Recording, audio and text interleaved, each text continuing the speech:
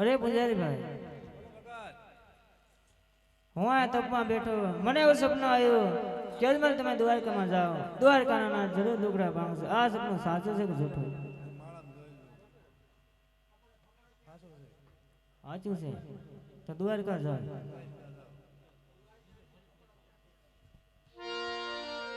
અરે હા, દ્વારકા જવાની ઘણી હોય છે, પણ લાવ પેલા મારા રાજમાં જાઉં ને પછી હું દ્વારકા જાઉં.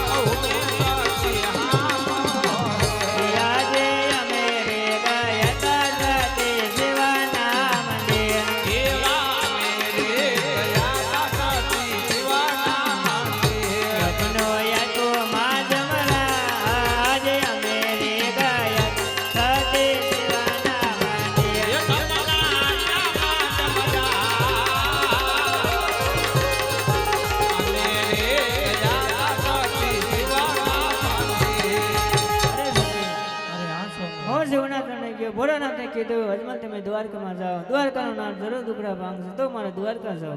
અરે સ્વામિનાથ, જો તમારે દ્વારકા જવું હોય તો ખાલી હાથે ન જવાય. હું તમને પ્રસાદ બનાવી દઉં, તમે સાથ લેતા જાઓ.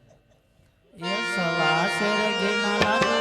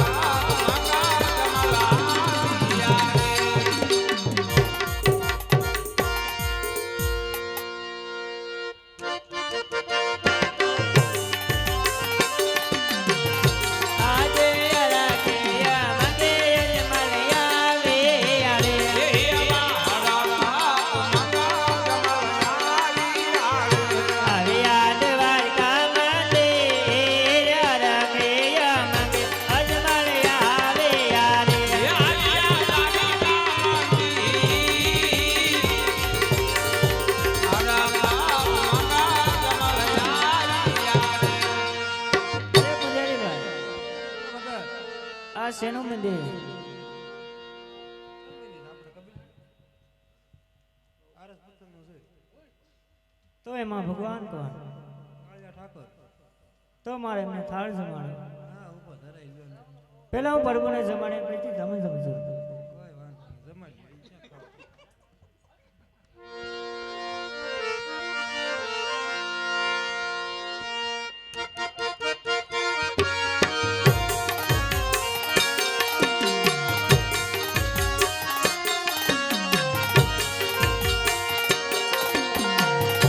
જમો રે મારા નાથ તમે હોજે હોજે.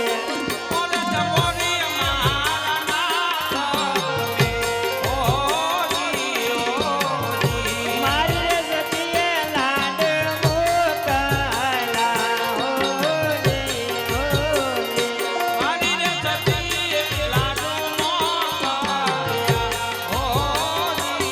હોજે. મોકલા તમારે માટે હોજે હોજે.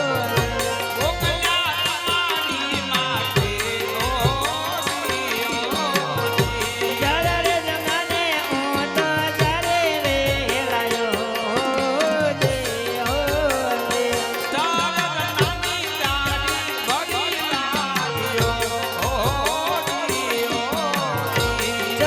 તમારા નવા હોજે હોજે.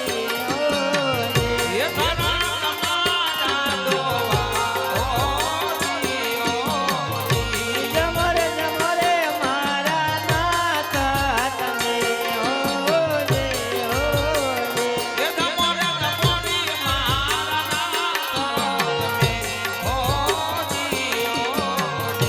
અરે હા, ક્યાંનો કાલાવાલા કરું છું.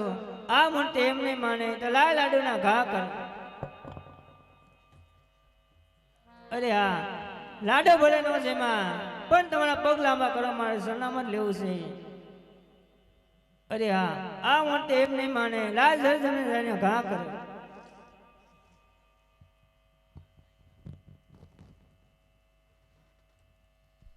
અરે ભગત, આ તે શું કર્યું? અરે આ મૂર્તિ લાડુ કેમ નથી? તો આ મૂર્તિ લાડુ કેમ નો છે? આ લાડુ તમે સમજો, પણ મને સાચા ભગવાન દેખાડો. આ દરિયામાં કાલ જોયા હતા. આ દરિયામાં કાલ જોયા હતા, કેવા હતા? ભગવાન જેવા ભગવાન હતો. તમે જોયા હતા? તો આ દરિયામાં છે. જય રણછોડ બોલજો.